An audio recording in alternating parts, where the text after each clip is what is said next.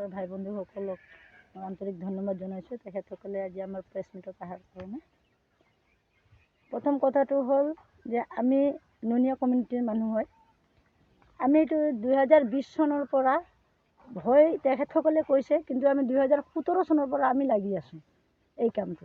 2017 চনৰ পৰা কৰি আমাৰ তাত গোটেই ডকুমেণ্টছ আছে ইয়াত আপ টু ডেট। 17 চনৰ পৰা লাগি আমাৰ মুঠৰ ওপৰত আজি 2022 চনত আমাক নুনীয়া জাতিটোক ৰেকমেণ্ডেড চাৰ্টিফিকেট দিব বুলি কেনে অমৰ গগৈ ছাৰে আশ্বাস দিছিল। তাৰপিছত আমাক দিছিল নুনীয়া কমিউনিটিটো আমাৰ সোমাইছিল STGL পৰ্যায়ত সোমাই আছিল। STGL পৰ্যায়ত দিলে বাগানীয়াসকলে আমাক কেতিয়াবা দিয়ে আৰু কেতিয়াবা বন্ধ কৰে। সেইকাৰণে আমি বহুত অজুহাতত লাগি তেখেতসকলৰ পৰা আমি এই STGL লিষ্টৰ পৰা আমি OBC লিষ্টলৈকে অন্তৰ্ভুক্ত কৰিব 34 নম্বৰত আমাৰ আহিলে। 34 নম্বৰত অহাৰ পিছত এতিয়া আমাৰ গোটেই অসমতে কমিটি গঠন কৰা হ'ল। কমিটি গঠন আৰু অমৰ গগৈ ছাৰে গোটেইখিনিকে ছেক্ৰেটাৰী প্ৰেছিডেণ্টক লিখিতভাৱে দিয়া হ'ল যে অমুকে চাৰ্টিফিকেট ৰেকমেণ্ডেশ্যন দিব পাৰিব। কিন্তু বাকীখিনি ডিষ্ট্ৰিক্টতো এনেকুৱা অসুবিধা নাই, কিন্তু কোকৰাঝাৰ ডিষ্ট্ৰিক্টত বহুত অসুবিধা হোৱাৰ কাৰণে মই অল অসম মহিলা মৰ্চাৰ প্ৰেছিডেণ্ট হিচাপে আজি আহিব লগা ইয়াত বাধ্য হৈছে। কিন্তু RNSS কি হয় কি নহয় আমি সিমান ভালকৈ নাজানো। এইটো আমি শুনামতে এইটো ৰাষ্ট্ৰীয় কিবা এটা দল হয়, আমি নাজানো। কিন্তু ৰাষ্ট্ৰীয় দলটোৱে ইয়াতে আমাৰ সন্মিলনে যিহেতু আমাৰ ৰাজ্যিক দলতো এনেকুৱা কোনো কাম কৰিব নোৱাৰে আমি জানাত। কিন্তু ৰাজ্যিক যিটো আমাৰ অসম পৰ্যায়ত যিটো আমি কাম কৰিব লাগিব, অসমৰ যিটো অসমীয়া নুনীয়া হ'ব লাগিব, তেখেতসকলে কাম কৰিব লাগিব। ইয়াত ৰাষ্ট্ৰীয়ৰ পৰা যদি কোনোবা আমি ৰেকমেণ্ডেশ্যন দিয়ে, এইটো বিহাৰৰ বা UPৰ পৰা কোনোবা যদি মানুহ আহি কেনে চাৰ্টিফিকেটটো যদি লিখে বা ৰেকমেণ্ডেশ্যন দিয়ে, সেইটোৰ দায় কোনে হ'ব? সেইটোতো আমাৰ অসমৰ যিজন আমাৰ খিলঞ্জীয়া নুনীয়া ভাইসকল আছোঁ বা ভনীসকল আছোঁ, সেইসকলে আমি হ'ম। সেইকাৰণে আমি আপোনালোকৰ থ্ৰুৰ পৰা আজি প্ৰেছ মিটত এইটোৱে ক'ব যে RNSS এটা ৰাষ্ট্ৰীয় দল হয়। RNSS যিটো লিখিব নাপায় বা সিহঁতে নোৱাৰে, কিয় অথৰিটিটো অমৰ গগৈ ছাৰে OBCৰ পৰা আমাকে দিয়া হৈছে, নুনীয়া সন্মিলনক দিয়া হৈছে। আৰু এইটো ৰাজ্যিক দল হয়, ৰাজ্যিক দলে যিখিনি কাম কৰিব পাৰে আমি কৰি গৈছোঁ। আৰু এইটো অসমৰ নুনীয়া হয়, এইটো কোনো বিহাৰ UPৰ পৰা অহা নহয়, এইটো খিলঞ্জীয়া হয়, এইটো বহুত যুগানৰ পৰা হয়। আৰু নুনীয়া মানে নুনীয়া ভাষাত আপোনালোকৰ বড়োত যিখিনি অলপ কয় চেলেভা বুলি কোৱা হয়, আপোনালোকে চাগে অলপ জানে, আমি অলপ চলপ হ'লেও জানিছোঁ। কিন্তু এই চেলেভাটিটো আজি নহয়, আপোনালোকৰ কিছুমান যদি পুৰণা গাত আছে, আপোনাৰ মা দেউতা বা আইতাসকলেও ক'ব এইটো চেলেভা গাত বুলি কেনে।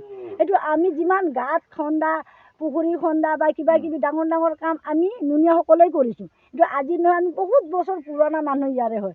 আজি RNSS আহি কেনে যদি ইয়াতে হাই হুলস্থুল কৰে, সেই হাই হুলস্থুল কৰি তেওঁলোকে হয় UP বিহাৰত গুচি যাব পাৰে। কিন্তু আমাৰ এই খিলঞ্জীয়া আমাৰ যিহেতু ভাই ভনীসকল ল'ৰা ছোৱালীবিলাক যেতিয়া OBC বা আন কোনোবা অজুহাতৰ পৰা যদি বঞ্চিত হৈ নাথাকে, তেখেতসকলক মই নিজৰ পৰা মানে আগ্ৰহেৰে কৈছোঁ যে তেখেতসকলে এইটো কাম নকৰে, যিহেতু আমাৰ ল'ৰা ছোৱালীখিনি যাতে এইবিলাক পৰা বঞ্চিত নহয়। সেইখিনি বঞ্চিত নোহোৱাৰ কাৰণে ইয়াৰ পৰা যদি কিবা আৰু অসুবিধা হয়, তাতে হ'লে যিখিনি দায়ী তেখেতসকলে হ'ব, আমি নহয়। এইখিনি কৈ মই নিজৰ বক্তব্য সামৰণি কৰিম। জয় আই অসম। মুন্না চৌহান, আমি কোকৰাঝাৰ ডিষ্ট্ৰিক্ট নুনীয়া সন্মিলনীৰ ডিষ্ট্ৰিক্ট সভাপতি হয়। আমি তাৰমানে আমি 2020 আমি কোকৰাঝাৰ ডিষ্ট্ৰিক্ট নুনীয়া সন্মিলনী গঠন কৰিছিলোঁ। ইয়াত আমি DC অফিচত বহুতবাৰ আমি গ'লোঁ, ADC ছাৰৰ লগত আমি কথা পাতিলোঁ।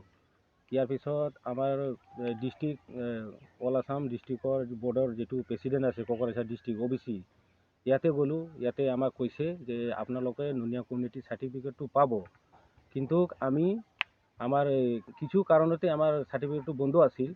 ইয়াৰ পিছত চৰকাৰে আমাক এটা অৰ্ডাৰ দিছে, এইটো আগত বাগানৰ লিষ্টত আছিল, ইয়াৰ পৰা আমাক নতুন এটা অৰ্ডাৰ দিছে, আমাক 34 নম্বৰ অৰ্ডাৰত অন্তৰ্ভুক্ত কৰিছে। ইয়াতে আমি অসমত থকা আমি নুনীয়া জাতি জনগোষ্ঠীৰ কাৰণে খুব এটা ডাঙৰ কথা, আমাৰ কাৰণে বহুত ডাঙৰ আমি পাইছোঁ, এটা উপহাৰ পোৱাৰ নিচিনা পাইছোঁ আমি। ইয়াতে আমাৰ ওদালগুৰি ডিষ্ট্ৰিক্ট, ইয়াৰ পিছত Sonitpur district, Barpeta district, Chirang district, সব ডিষ্ট্ৰিক্টতে OBC কাষ্ট চাৰ্টিফিকেট পাই আছে। কিন্তু আমাৰ RNSS এটা নতুন দল সংগঠন এটা বাহিৰ হৈছে, পলিটিকেল সংগঠন এইটো হয়। এইটো আমাক নুনীয়া কমিউনিটিক মানে পিছফালে কৰি আছে। তাক মানে আমি কেতিয়াও মানে এইটো সহ্য কৰিব নোৱাৰে সিহঁতৰ অথৰাইজ পাৰ্চন আমিহে পাইছোঁ নুনিয়া কমিউনিটি। এইটো সংগঠনটো আমাৰ জাতীয় সংগঠন হয়, নুনিয়া জাতীয় সংগঠন হয়।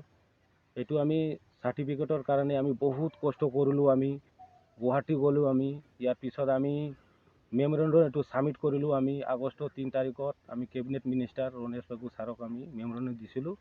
এইটো ছাৰে আমাক আশ্বাসন দিলে যে আপোনালোকে 1 মাহৰ ভিতৰত আপোনাৰবিলাকে যিটো নুনিয়া কমিউনিটি যিটো প্ৰব্লেম আছে এইটো ছল্ভ হৈ যাব। ইয়াৰ পিছত অৰ্ডাৰটো 23 তাৰিখত অৰ্ডাৰটো পাইছোঁ আমি। ইয়াতে অৰ্ডাৰ পোৱাৰ লগে লগে আমি নুনিয়া কমিউনিটি কাষ্ট চাৰ্টিফিকেটৰ কাম কৰিছোঁ। ইয়াৰ মাজত RNSS একটা ৰাজনীতিক পলিটিকেল দল এটা পাৰ্টি আছে। সিহঁতে একচুৱেলি মানে আমাৰ নুনিয়া কমিউনিটিৰ জাতি জনগোষ্ঠীক পিছফালে ফেলাই আছে আৰু আমাৰ জাতি বহুত চৰকাৰৰ আঁচনিৰ পৰা বহুত বঞ্চিত হৈ আছে। ইয়াৰ কাৰণে আমাৰ জাতি উন্নতি উন্নয়নৰ কাৰণে আমি আগবাঢ়ি কাম কৰি আছোঁ। ৰাজ্যই আমাক বহুত সহায় দিছে। আমাক বহুত সহায় আমাৰ পৰা পাবৰ কাৰণে সিহঁতে সক্ষম আছে আৰু আমি ৰাজ্যৰ হৈ কাম কৰি আছোঁ। কিন্তু এটা ৰাজনীতিক দল, এটা ৰাজনীতিক পাৰ্টি আজি যদি আমাক কয় যে আমি ইয়াত আমাৰ অধিকাৰ আছে, ইয়াত কোনো অধিকাৰ নাই তাৰ এইটো বাহিৰৰ পৰা অহা সংগঠন আমি কিয় তাক ৰেসপেক্ট দিম? আমি জাতীয় সংগঠন আমাৰ আছে। এটা জাতীয় সংগঠন নিজে আমি চৰকাৰে আমাক দিছে, অৰ্ডাৰ দিছে, ইয়াতে আমাক ভেৰিফাই কৰিবৰ কাৰণে দিছে যে এইটো নুনিয়া জাতি হয় নে নহয়। আমি এইটোহে দি আছোঁ। কিন্তু ৰেকমেণ্ডেশ্যনটো OBC বৰ্ডৰ যিটো প্ৰেচিডেণ্ট আছে সিয়ে দি আছে এইটো মানুহটো একচুৱেলি নুনিয়া জাতি হয়। ৰেকমেণ্ডেশ্যন দিয়াটো আমি অনলাইনত ছাবমিট কৰিছিলোঁ।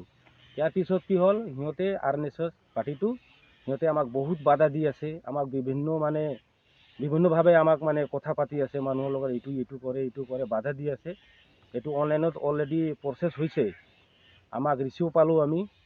ইয়াৰ কাৰণে লেটাৰটো দিয়াৰ লগে লগে চাৰ্টিফিকেটটো অনলাইন হোৱাৰ পৰা এইটো আপোনাৰ ষ্টপিট কৰি দিলে। ADC ছাৰে ক'লে যে আপোনালোকে ভালকৈ কথা পাতক। কিন্তু সিহঁতৰ লগত আমি 4বাৰ 5বাৰ মিটিং কৰিলোঁ।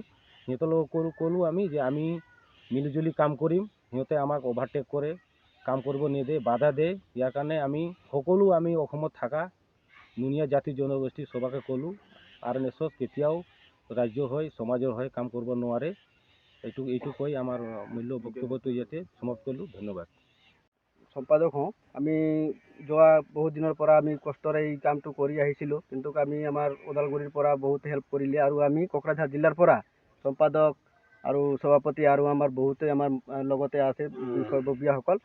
আমি এই OBC চাৰ্টিফিকেটৰ কাৰণে বহুত কষ্ট কৰাৰ পিছতো আজি অনলাইনত আমি অলৰেডি জমা কৰিছোঁ। জমা কৰাৰ পিছত RNSS কোকৰাঝাৰ জিলাৰ হৈ সংগঠনটো উক্ত কাৰ্যত বহুত বাধা বিঘিনি দি আছে। সেইকাৰণে আমাৰ ল'ৰা ছোৱালীবিলাকত চাকৰিৰ বাবে আৰু তাৰপিছত স্কলাৰশ্বিপৰ পৰা বঞ্চিত হৈ আছে। আৰু এই বিষয়লৈ যাতে আমাৰ RNSSৰ কিবা কোকৰাঝাৰ জিলাৰ হৈ যিকোনো কাম কৰি আছে এইটো বিৰাট বেয়া কাম কৰি আছে। এইটো যাতে সিহঁতে নকৰে তাৰ বাবে আমি সিহঁতক অনুৰোধ জনালোঁ যাতে আমাৰ ল'ৰা ছোৱালীবিলাক ভৱিষ্যতটো নষ্ট নহয়। এইটো কৈ মই ইয়াৰ পৰা সামৰণি মাৰিলোঁ।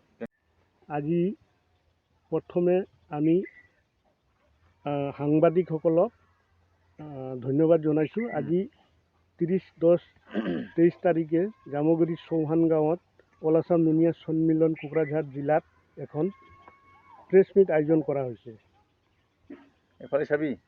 প্ৰেছ মিট আয়োজন কৰা হৈছে। যোৱা 23/8/2023 তাৰিখে নুনিয়া জাতিৰ অসম চৰকাৰে OBC চিৰিয়েল নম্বৰ 34ত লিষ্টত অন্তৰ্ভুক্ত কৰিছে আৰু উক্ত কাৰ্যৰ বাবে নুনিয়া সন্মিলনে বহু বছৰৰ পৰা নানা ধৰণৰ চেষ্টা কৰি আহিছে। বৰ্তমান আইডেণ্টিফিকেশ্যন চাৰ্টিফিকেট ইছ্যু কৰি অল আছাম OBC এছ'চিয়েশ্যনৰ পৰা ৰিকমেণ্ডেশ্যন চাৰ্টিফিকেট পোৱাৰ পিছত OBC পোৱাৰ বাবে অনলাইন কৰিছে কোকৰাঝাৰ জিলাত। কিন্তু বৰ দুখৰ বিষয় এই যে RNSS সংগঠনে উক্ত কাৰ্যত নানা ধৰণৰ মিছা অজুহাত দি DCক অভিযোগ কৰিছে। ইয়াৰ ফলত আমাৰ কোকৰাঝাৰ জিলাৰ নুনিয়া জাতিৰ OBC চাৰ্টিফিকেট পোৱাত ব্যাঘাত হৈছে আৰু জাতিটো পিছপৰা নুনিয়া জাতিটোক ধ্বংসৰ ফালে ঠেলি দিয়া হৈছে। লগতে ছাত্ৰ ছাত্ৰী সৰু সুৰা চাকৰি স্কলাৰশ্বিপ আদিৰ পৰা বঞ্চিত হৈছে। গতিকে উক্ত সংগঠনটোক কোকৰাঝাৰ জিলাৰ নুনিয়া সন্মিলনে এনে কাৰ্যৰ পৰা দূৰত থাকিবৰ বাবে অনুৰোধ কৰিছে, যাতে আমাৰ জাতিৰ নুনিয়াসকলে এই চাৰ্টিফিকেট সুকলমে পায়।